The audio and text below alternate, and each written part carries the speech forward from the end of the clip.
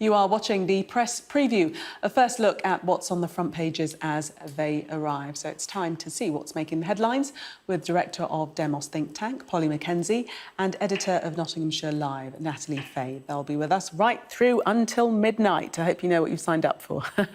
They're still smiling. So let's see what's on the front pages of those newspapers for you now. The Guardian leads with calls for the Prime Minister to isolate after allegedly being side by side with a staffer who tested positive for COVID.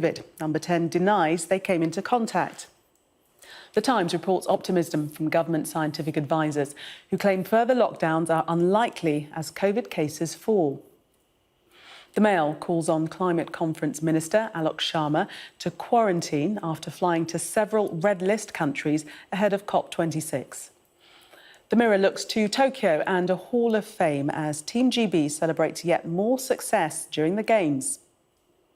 The Sun also leads on Olympic success for Team GB, including Laura Kenny, joining Charlotte Dujardin as the most decorated female British Olympian. The UK's Olympic spirit is spurring the economy, according to Chancellor Rishi Sunak. That's on the Daily Express. Meanwhile, the Telegraph leads with comments made by the Archbishop of York, who questions why he thinks it's become taboo to be patriotic. And on the front of the FT, the fierce battle for the supermarket chain Morrison's continues as potential buyers raise the stakes.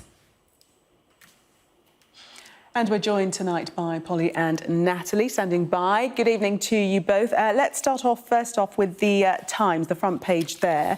The headline reads, "No more lockdowns after fall in COVID cases." An optimistic headline and one pointing to the fact that we do seem to be registering fewer cases now. Polly?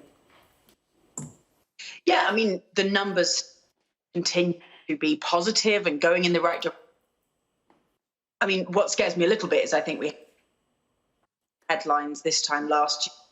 We said no more school closure. I think we're going to have to leave you for a second, Polly. You seem to be cutting in and out. If I can just get you to jump in and we'll try and sort Polly's sound out there. Natalie, your thoughts? Yeah, well, I mean, my first thought when I saw this headline was, I think we've seen this before, haven't we? No more lockdowns. I've literally read something this evening on another news website saying the government has got a plan for firebreak lockdowns in the autumn. So we're kind of in this no man's land again, great uncertainty. Obviously, it's great news from the Office for National Statistics today, what they're calling the gold standard statistics, showing that there's been a good drop in coronavirus cases, hospitalisations and deaths. Obviously, that's no deaths are good news, but a drop in deaths is very good news. But I think the future is not certain, that's for sure. And they're interviewing Professor Neil Ferguson on the front page of the Times.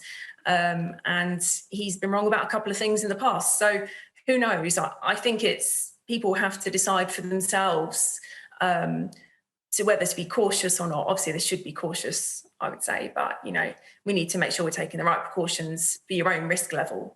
And I don't know if we can rule out another lockdown, to be honest, after what's happened in the past. Yes. What do you think people will make of this type of headline? Do you think that they'll give a sigh of relief or will approach this type of news very, very cautiously? I think we can probably take it with a pinch of salt because we have no idea what's going to happen in the winter.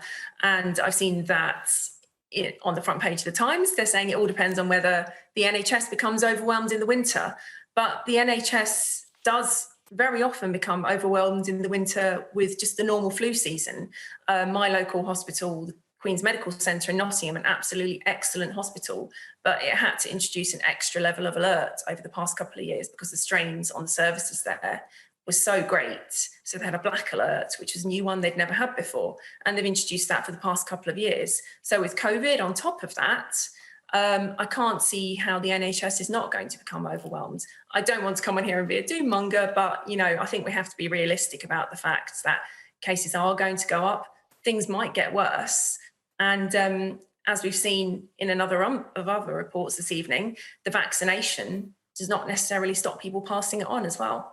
Yeah, I mean, the hope is that things are improving. The article is saying that ministers are daring to hope that the crisis will soon be over after the ONS showed that in the final week of last month, an estimated 1 in 75 people in England had the virus, down from 1 in 65 the week before. I think we have Polly back now. I mean, that definitely does point to a more positive situation, seemingly people seeing the light at the end of the tunnel, Polly.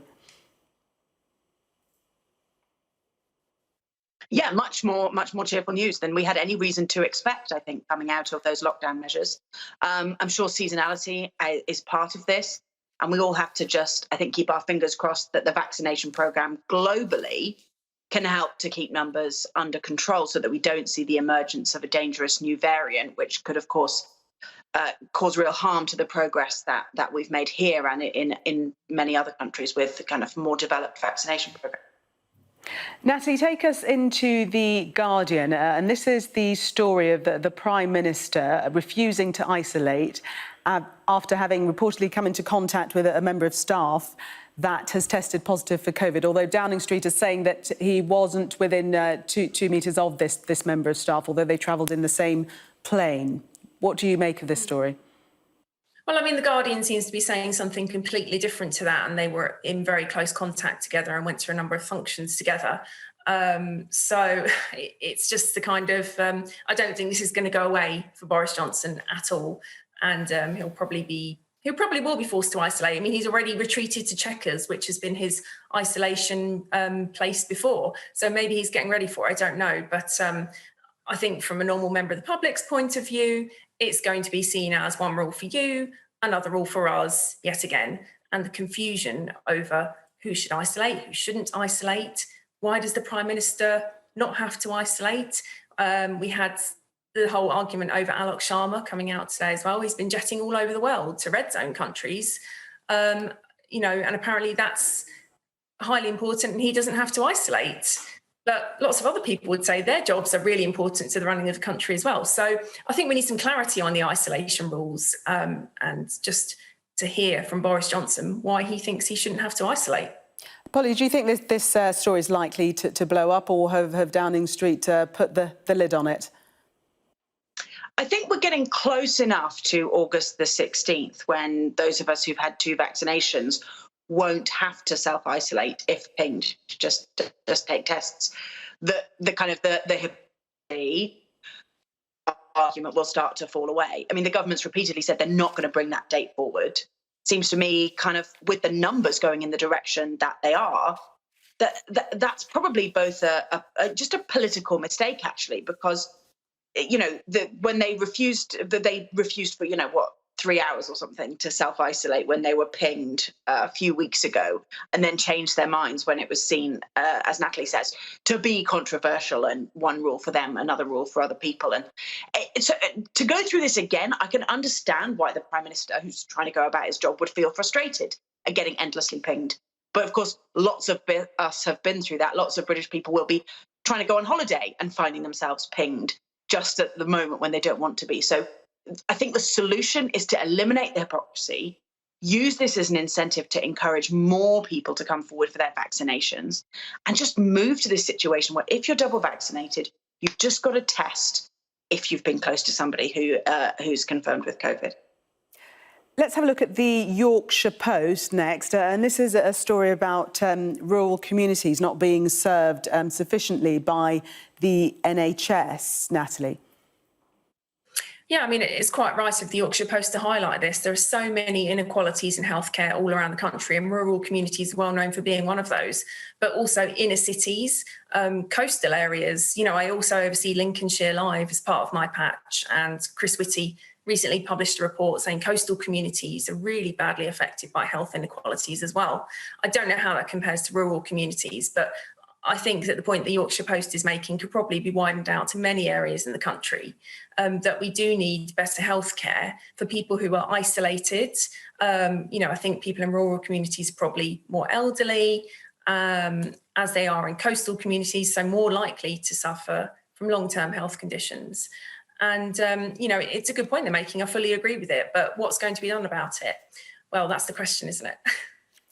We've just got time to talk about this next story in the Daily Telegraph, and it's the Archbishop of York attacking what he's calling the patronising London elite. That's quite a severe attack, Polly. Why is he doing this? Why is he saying this now?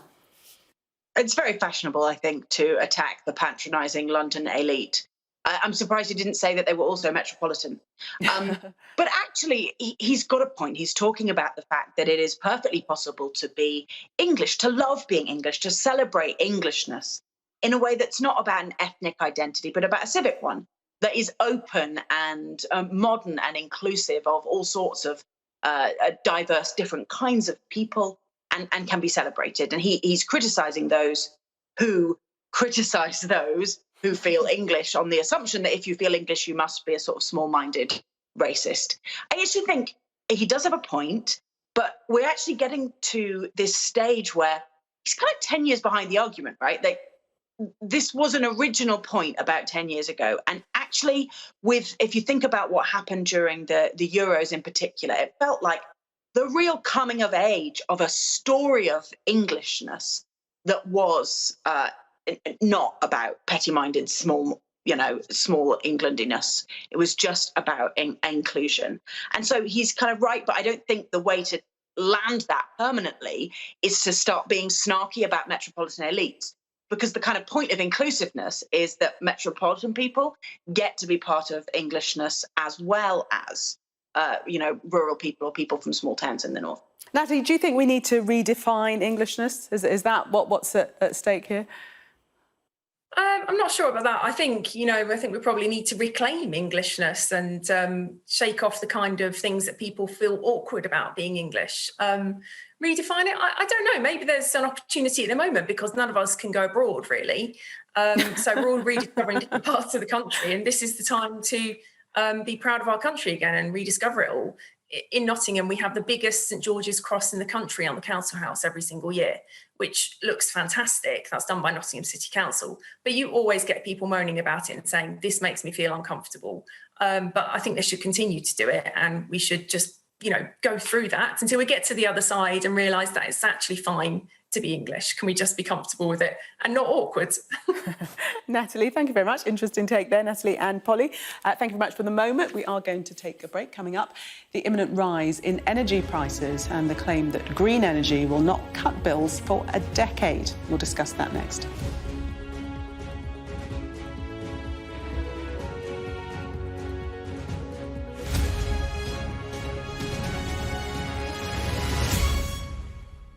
You're watching the press preview. With me now, the director of Demos think tank, Polly Mackenzie, and editor of Nottinghamshire Live, Natalie Fahy. Welcome back to you both. Let's have a look at the Daily Telegraph and their front page. And this is a story about energy bills, which we've obviously been covering today, and the fact that they're likely to increase substantially.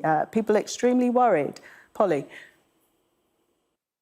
Yeah, I think this is just such a crucially difficult time in the run-up to COP26, this vital climate conference in Glasgow later in the year, which is supposed to agree an international plan for exactly how we are going to cut carbon emissions and get to that crucial net zero in order to keep climate change under control.